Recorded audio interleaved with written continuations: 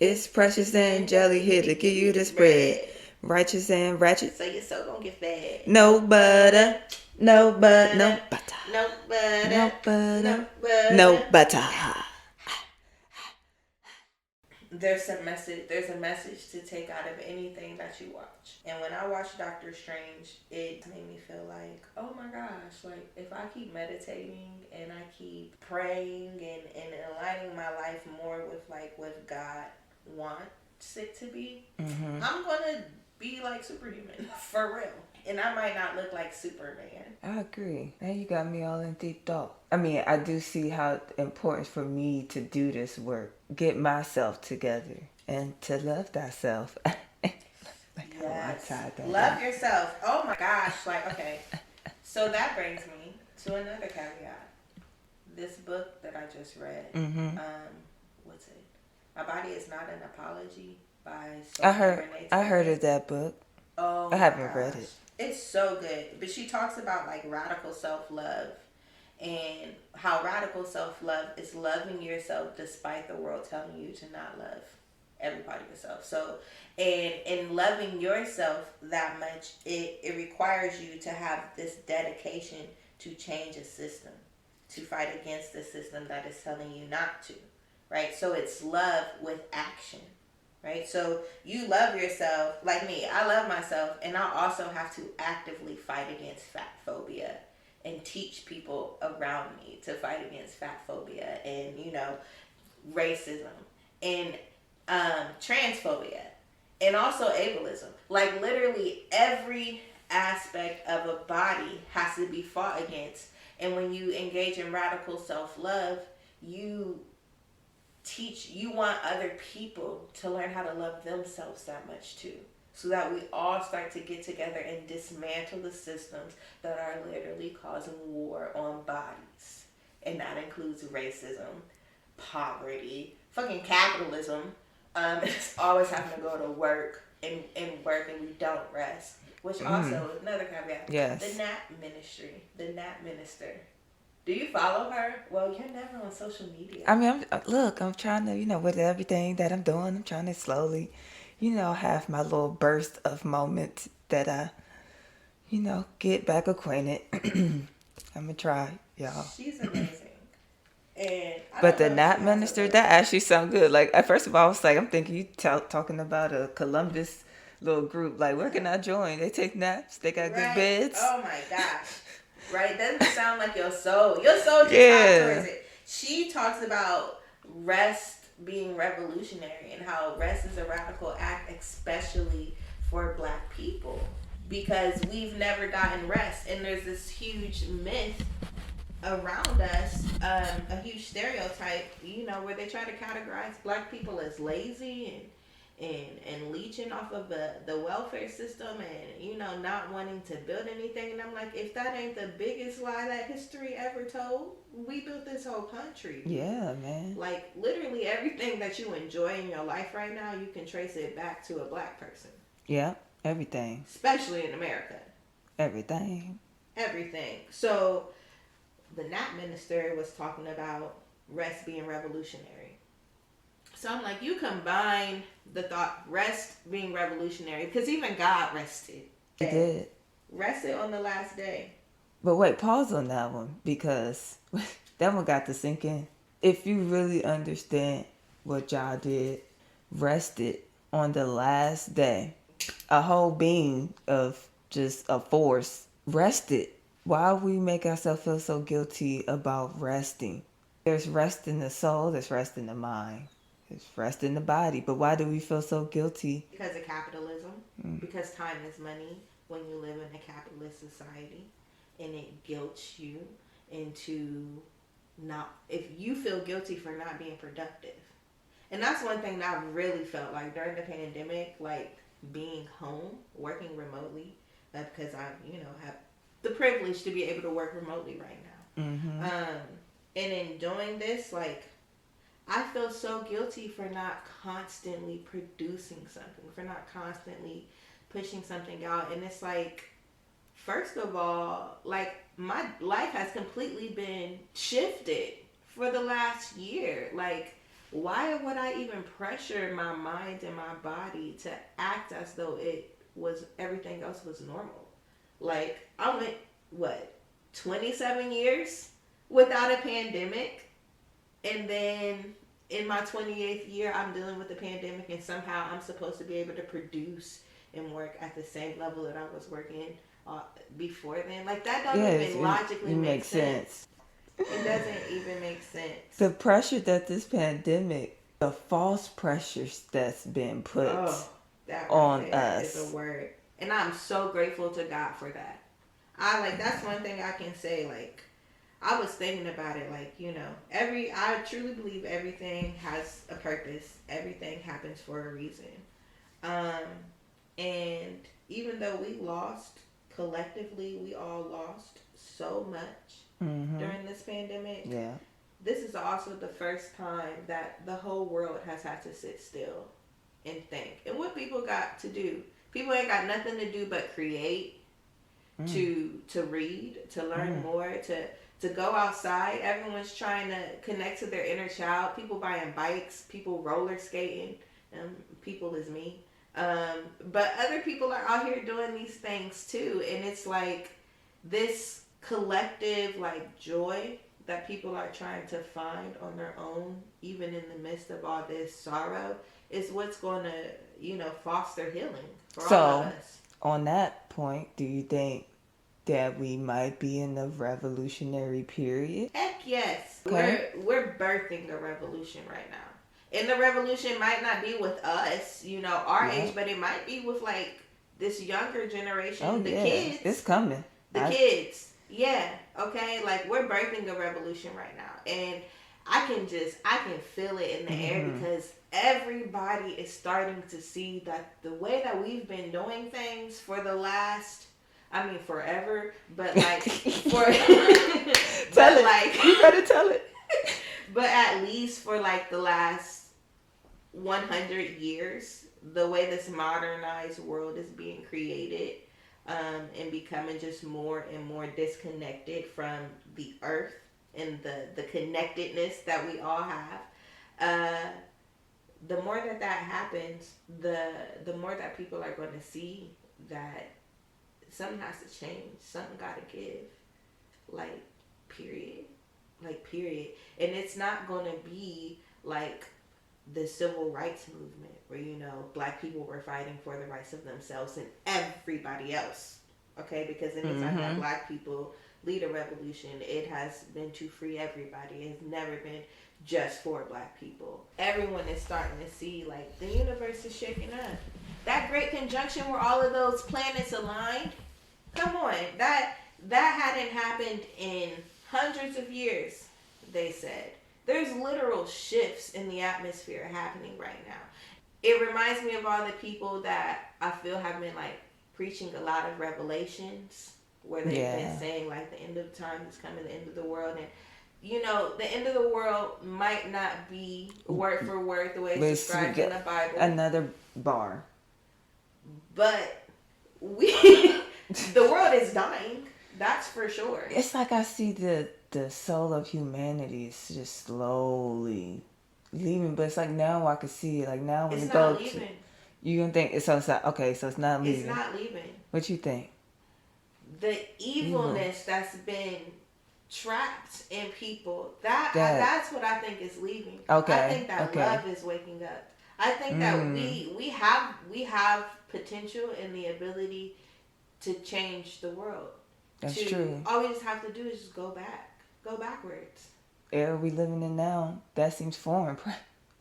That seems like a foreign radical idea. I love that you said radical because I feel like everybody thinks radical is like huge. But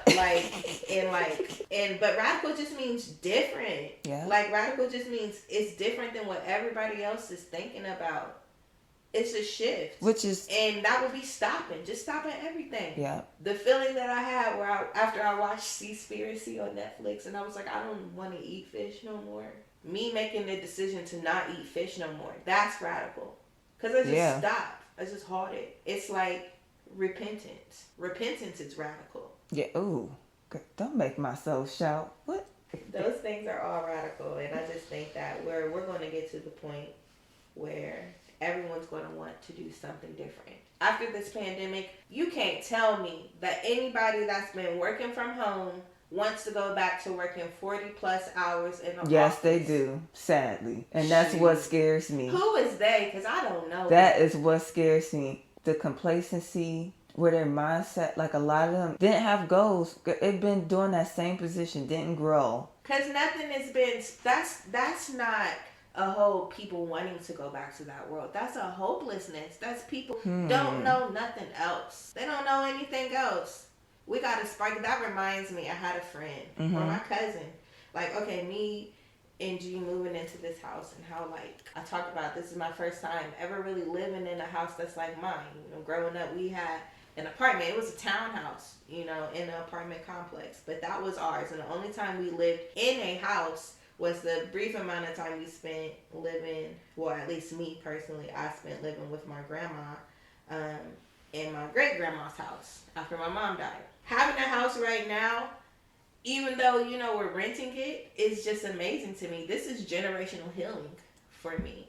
And I invited one of my cousins that I grew up with, very, very close. I invited him over to help me get some, like, fencing and stuff. And I was telling him how, like, this space is for all of us. Like, this is for all of us, period. Like, I want people to come here. I want people to find rest and joy and peace and connect with the world here. And how, like, his dream is to, like, grow a garden, you know? And luckily, God works in so many amazing ways that, like, we found this house that's got gardens in the front and the back already there. Like, I literally moved into a place where I just have to see what I will be able to harvest because it's already been planted. That's a shout bar. That's a Girl, shout. I just got to learn how to maintain it. Girl, that's another shouting bar. Okay, I wish I had a button for, all right, praise him. And I just start shouting. Because certain stuff is a shouting bar, okay? We do need that, buddy. So, he was talking about how, like, I was saying, like, we got to clean the yard. And I'm going through all this list of stuff that I need his help with. And I was telling him, like, you know, I'm sorry I had to ask you. I wanted G to help, but, you know, G work on the weekends. It's just me, and I ain't trying to wait. And he was like, Presh, I honestly don't mind. I don't mind. Like, I don't have any other friends inviting me over to do something like this. Like, ain't nobody else asking me to come help them clean their backyard at their new house right now. And he's like, so it's, like, inspiring to, like, you know, you asked me to do these things. And we just got into a whole bunch of conversations where we were talking about how sometimes you don't even know what to ask for or what to want or what to pray for or what to manifest. Okay. Because you've never been exposed to it. You never thought that something different could come in. My spirit getting hype. And once somebody show you that there's another way to live and that they doing it and they prospering, my Lord, you gonna want to do that. What? Are you speaking my season right now? Are you speaking my season right now? You gotta be the model. I'm literally in that season. What? You gotta stand out. You gotta look different. You gotta walk different. Don't they say like somewhere in the Bible or somewhere in the church? I know that it was said. I know that it was said that you know, you are filled with the Holy Spirit and you are connected to God. You look different. You walk different. You move different. Come on now. You live different. You are that example. You're that example. I'm about to have a shouting bar. Praise him. Okay, go ahead. Yeah. You're that example, period. And we have to be that example. Because when people have that example, they're not zombies no more. They not sleep. Everybody is waking up because they say, wait, what? That's the whole thing? Like, that could be different. Like, there's a reason that Americans are some of the most uneducated people in the world. And America is also one of the most powerful and most violent say something. and richest countries in the world. Because people walking around uninformed and they think that this is how it's supposed to be and they think that we got it all right. But do you think people now in 2021 people are uninformed? Yes, uninformed or misinformed? Right. Or or too woke. Like they just got a little bit of information, but they just trying to, or think they an expert. Yeah, of course. There's always going to be people like that who are just disrupting what is supposed to happen. I mean, that's a part of. That's why we were dealing with what we got right now. Because stupid ass people came in and said, "Oh, what I want to do is going to be better." And it wasn't that other people were like, "You're right. Let me do what you want to do." It was that they said, "What I'm going to do is going to be better, and if you don't do what I'm going to do, I'm going to rape and pillage your whole town. I'm going to colonize your land. I'm going to make you become disconnected with everything that all of the people that are your ancestors and all the people that came before you did. I'm going to tell you that everything that you're doing is evil and wrong." So that eventually you'll die off and your children will be raised thinking that everything that I told them was right. Yeah. And that's what we're dealing with right now. So of course, those people are still going to exist. Those people are in power right now. Like, those are the people we need to steal the power from. It's just trippy that for me, I feel like I'm about to see something in my lifetime. And I don't know what that got to deal with. Did. I mean, yeah, but it's just like, I don't know. It feels like we warming up. Like it's going to get real before we die. Yeah, like we gonna see something, and that's why it's like I don't know if it's within us, and then that's about to be. We just about to really see. Oh, we're gonna see it. We're gonna see it. We're gonna have no choice. I think we're at the point where if we don't see it and we don't make a change now, it's over. It's over. And at the end of the day, the most human, not even most human thing. At the end of the day, the thing that connects us to each and everything on this earth is the desire to live. The desire to be able to leave behind a lineage, a legacy. Yeah. More seeds that will also live. That's the natural order to live. So that's eventually everything is going to be, if everything is dying right now, everything is going to get to the point where it wants to live. But like sometimes it's just got to be destroyed so that something better can come in its place. And I think we're on the edge of that destruction. We're dealing with that destruction right now. Yeah, exactly. Destruction came. So that's what I'm saying. I think we in our destruction period. Dang, every time you are different or that you are different and you live your different and you embrace your different, it's like people just tear you up. Yeah. They hang you. Because different is scary to people. People are scared of different. They're taught to fear different. And that's why we're never truly, that's why no one is really free. No one's ever been free. Because we all live in fear. So you better say something. Fear being different. Fear being perceived a certain way. Fear to do something a different way. Like That's why I chose to just go ahead and put myself out there in this podcast. Because I have to break the fear. Fresh. Yeah. I gotta break it some way, and I might as well just let people just say what they got to say. Reminds me of a Nina Simone quote. What does freedom mean to you? Yep. Yes. And she said to live without fear. Fear. Yeah. She said that. I keep that gem just. Oh my gosh, I spoke to my soul. Because I suffer from anxiety. So even though, I'm doing all of this studying and all of this stuff, this fear is still within me. That fear is what causes me to get that anxiety. And I'm trying to rid myself of that because I don't want to live. I'm already living in a world where, a lot of me is entrapped, and the last thing I want to do is entrap myself with my mind. Please don't. It's not. I see why people say once you renew your mind, transform your mind. You transform your life. Yes. I can't even say nothing else. I just feel like this space still feels foreign to me because I was just telling one of my friends yesterday on the phone, like, I knew how to function in depression and dysfunction. I just knew how to function in it. I knew how You were used to it. Yeah, I was used to it. I knew how to make it look pretty. I knew how to make it look like joyous, sadly. You knew how to make it look like what you wanted people to think it looked like. Yeah, facts. I know this is corny, but I'm going to say it anyway. I know when they say, once you go black, you don't go back. But I feel almost said that earlier, too. But I will add to that, because once you get knowledge, you just can't go back. Now, I was hoping for a rhyme, but I couldn't think of one, so. You can't.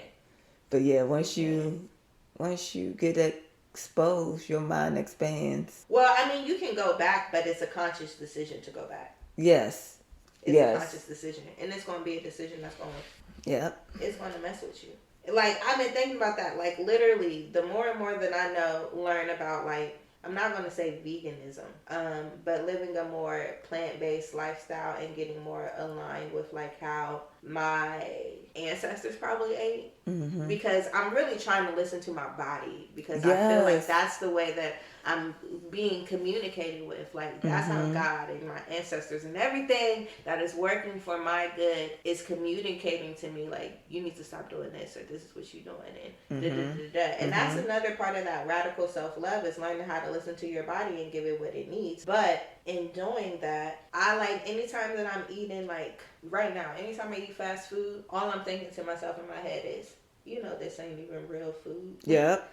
Like, look, I'm so deep with it. I be like, dang, Joey, why you keep adding to your colon? Like, right. Bruh. I had pizza last night, and I know I can't eat pizza no more. And that's hard for me, because I love pizza. Oh, see, okay. I love pizza. Okay. I have to do it in moderation, girl. Man, I get heartburn every time I eat it, and I have to, like, take, like, some little heartburn chews now anytime I eat it. Yeah. And I thought, like, you're not supposed to have to take medicine to be able to eat food. Like, you need to stop eating this. So it's like, even though I'm still in this pattern of like doing things, I know that my mind, it's not going to be forever, because my mind is not going to let me. Like, I'm telling myself, like, you can't do that. Like, you need to stop. So slowly but surely, I'm backing off of these things. It's like that fast that I told you that I was trying to do. Yeah, dang, you fast. I did it one day where I didn't eat any meat until after the sunset. That's what I told myself I was going to do. Then the next day, I made it the whole day without eating any meat. But I had sweets, and I told myself I was going to do that. Then the day after that, I just reverted completely back. I just ate what I wanted to eat. But then the next day, I just didn't really think about food. And I realized, like, I had went, like, the whole day and hadn't eaten anything. Just been drinking water. And never really felt hungry. And then, I mean, I ate what I wanted to eat by that night, which was pizza that I shouldn't have been eating. But, like, today, I haven't eaten yet. But, I mean, I just feel more in control. Like, when I do decide to eat, I feel like I'm going to be able to make a more conscious, healthy choice. Yes. And I'm not going to feel some type of way about, like, eating a salad or whatever it is that I decide to eat. I'm going to just eat it. My body needs it. Yeah, that's exactly. That's me. I'm in the same boat. I feel like I got the same patterns because, sadly, McDonald's is still my favorite fast food restaurant. You gotta get that one. But I have tremendously slowed down, though. That's good. I have slowed all the way down. Partially because I feel some type of way with McDonald's on some pettiness because they changed the numbers of certain meals. And they increased the prices of certain things. And then, they never returned the original apple pie back. So it's just a little things that was just helping to slow down. Okay? We're grateful for those things.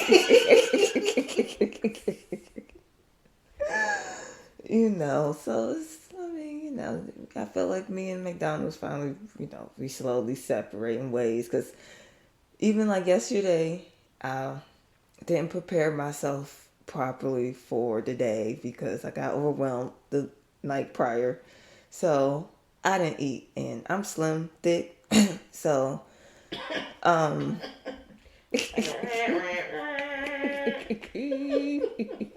I gotta keep my thickness up, the thickness side of me up. So I gotta eat. Usually, this is how you knew I love McDonald's. I would wait in that long line. I would literally be that one that would just wait patiently too. Like, come on, y'all. Knowing there's so many other options. But I'd just be waiting. I noticed that yesterday, I swerve. I saw that line like, nah, I'm about to go get me something healthier. I'm about to go to Tim Hortons, get me a sausage and eggs breakfast snack wrapper. Not the healthiest, but it's healthier than what I was about to get. Shoot, what I was about to get to sausage McGriddles, add cheese on both with 2 hash browns, medium orange juice. Oh my gosh. And those small decisions are important though. And side note to add to that, I also was gonna drive because Waffle House was on the way, so I was gonna get a side of grits. On And top of what you had just got from me. yes, you create a meal. You are. You don't go to different places to create a meal. Why don't I have Jelly's metabolism, Lord? I was literally about to do that, and I knew it was gonna cost less than $10, so I had the $10 because I DoorDash. So, but I just spent $3, and I actually had 2 snack rack, whatever, a muffin and some water, and I actually was fine. Yeah, So I'm glad because it seems like it was a series of decisions for you to make. But those all were very important decisions that did ultimately save you money and helped you get something healthier. And the more that you are on this journey, the healthier those conscious decisions will. Yeah. The healthier they'll be. Yeah, I struggle because I'm in a relationship with someone who has a metabolism that's quite like yours. And my body just mine's different. My body I have PCOS, so I respond to certain foods differently. My body retains sugar and fat differently. And I hold on to fat more, so it's just harder for me to lose weight than someone who doesn't have PCOS. So I have to eat different, and it's hard to do that because I just happen to be in a relationship with someone who can't cook. So when I cook, I'm in charge of dinner, I'm in charge of our meals, and although I can make some healthier options, there's also some changes that he don't always want to be on board with. And G ain't the type that will be pissed, if I make something that he didn't like. He just won't eat it. He'll just eat something else. Mm-hmm. But I don't want him to eat something else. And I guess that's a control thing that I probably should work on. But I would want him to eat those healthier items with me, and I can't force him to be at that. I can't force him to do that. But so it just gets hard to try new vegetables and try to make new dishes that I've never had before. I don't know, what it's supposed to taste like. I don't know if I'm going to like it after I make it. And then I don't want to waste the food. So it's just hard. It's hard. But it's necessary. I can't cook, okay? But I can cook. You learning. I'm learning. Let's say that. You cook better than G at this point. I'm learning. More than he do. I hope in life I meet a Erykah Badu or a Queen Afua person. Why can't I be that person for you? But you can. Why you gotta meet them? Why haven't you already met them and I just get to that point? But you are. No, because you hoping that you meet that person. But you just told. I'm just playing. When I am that person and I finish my transformation into being that person, you will meet that person because I'm gonna be a different person than I am today. Well, yeah, because you seeing the different side of me that you haven't seen in 10 years. So yeah. So I had a right question. Later in life. Yeah, that's gonna be lovely. I wasn't asking the wrong question. Don't make me get up out this seat.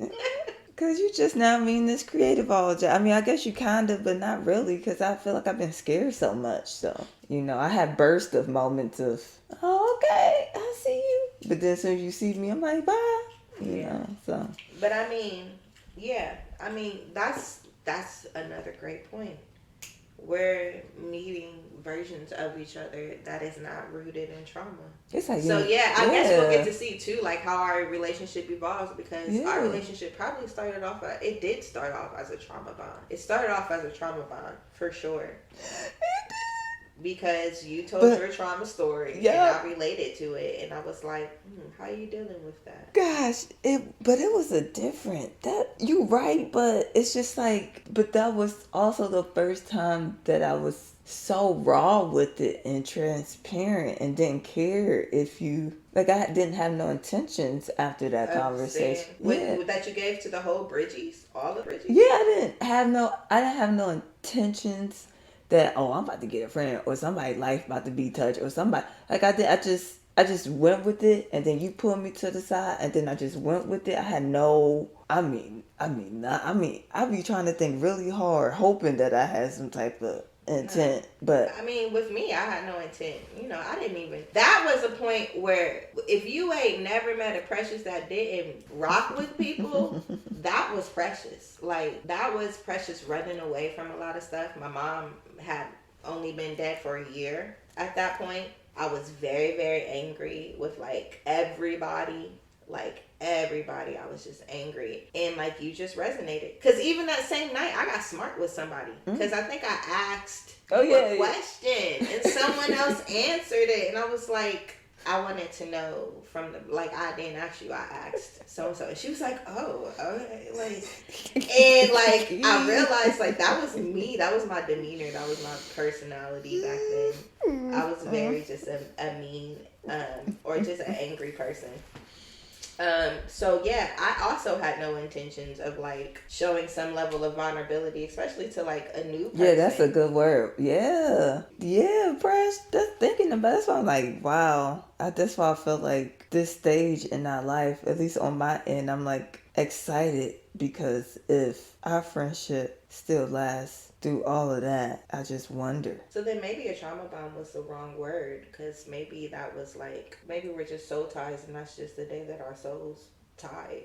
Because not only, because we have been able to actually heal in our relationship. Both of us have been able to heal and be in our own journeys, and we've had a lot of synchronicity. So I mean, that could just signify that, you know, that's a soul tie. I think we were always meant to meet. But I'm glad that you said that, because that's when this title came in my head and I really started like thinking about this podcast. I just really was like, you know, that's why I didn't want you to take it serious or be super serious about it, because I'm just like, I just wanted something to keep us bonded, because I felt like if we don't stay bonded, not that we wasn't, but if we just weren't being intentional about the time we were spending together, I kind of saw, or I kind of, you know, had a vision that we would like break apart. Like it would just slow. It would just be this slow, and we would both say something about it too. Cause you know how we are. We both speak about stuff we feel, and I didn't want that. Yeah, I don't know. That's interesting that you felt that way, because I definitely didn't have like those feelings or concerns. I think the only time in my life where those concerns really popped up for me was when I moved to San Diego. Girl. And then, I mean, you came back and we had this whole argument and stuff, but like, once we got over that little argument and this little, it was, I don't know, it was like a... Look, we can't even still, it's going to become I don't even know what it was. It was funny. It was, because... It was funny, for sure. But once we, like, got past that, like, we were fine. So, like, I really just had a feeling of, like, oh, we'll always be fine. And then once I got into a relationship and we were able to still do things with just us, and, you know, and you also liked G. Yeah. That was huge. You actually liked him and us together. I felt like, you Black know, love. We're forever friends, you know, so I just didn't feel like we would ever reach a point where something would, like, interfere. But I felt like a podcast or us syncing our creative energy together was a good idea, because I think that we both have, like, endured a lot and grown a lot.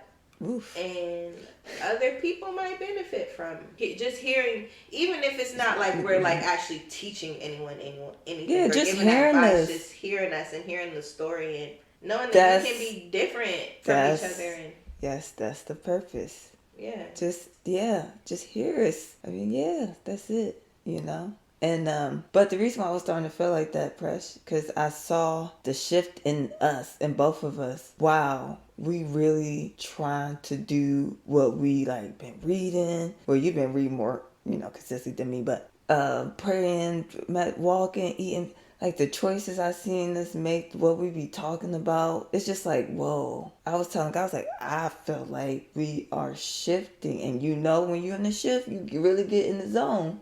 You get busy. Yeah, you do. You know, it's not no shade to nobody.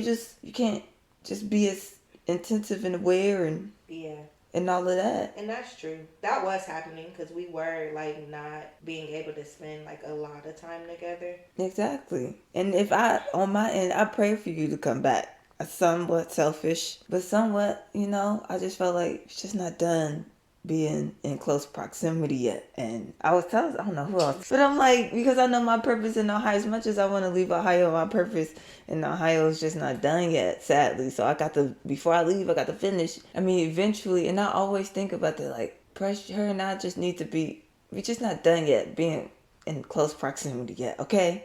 Just wait till I get some money, Lord. then she could move, and then I can go fly, and then we could do that. Right now, I just... And it was hard, too. Different time zones. Man. That 3 hours was really hard. Knowing that we both still had lives, even though I was, majority depressed watching TV, but I was still... we were still trying to do something, working and stuff, all these jobs stuff, we was trying. But yeah, that was hard. It was like how people feel like, because I don't know why people think soul ties is just for your partner, like you get married.